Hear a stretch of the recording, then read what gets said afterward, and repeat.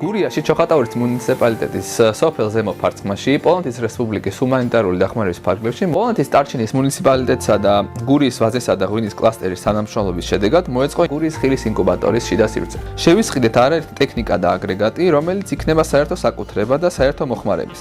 ეს იმას ნიშნავს, რომ ადგილობრივ მოსახლეობას შეიძლება მოიტანოს ადგილზე სხვადასხვა სახეობის ციტრუსი, დაწურონ, მოახდინონ მათი პასტერიზაცია და ჩამოასხან ბოთლებსა თუ ეგრეთ წოდებულ ბეგინ ბოქსებში.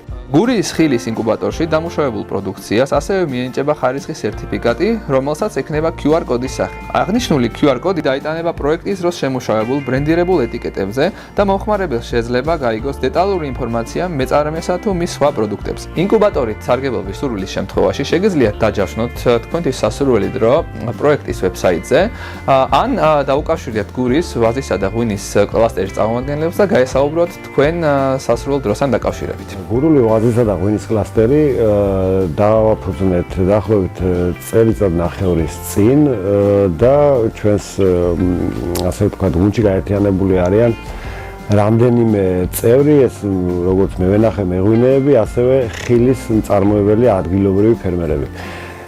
დაახლოებით 1 წლის წინ დავიწყეთ თანამშრომლობა პოლონეთის მხარესთან, კერძოდ ტარჩინის მუნიციპალიტეტთან, რომელთა დახმარებით და თანადაფინანსებით შევიძინეთ რამდენიმე სახის დანადგარი, რომელიც გამოიყენება ხილის დაწურვისთვის, გადამუშავებისთვის და საბოლოო პროდუქტის მისაღებად. ეს დანადგარები და ზოგადად ეს პროექტი, რომელსაც ქვია გურიის ხილი, მოემსახურება ადგილობრივ მეწარმეებს და კლასტერის წევრებს.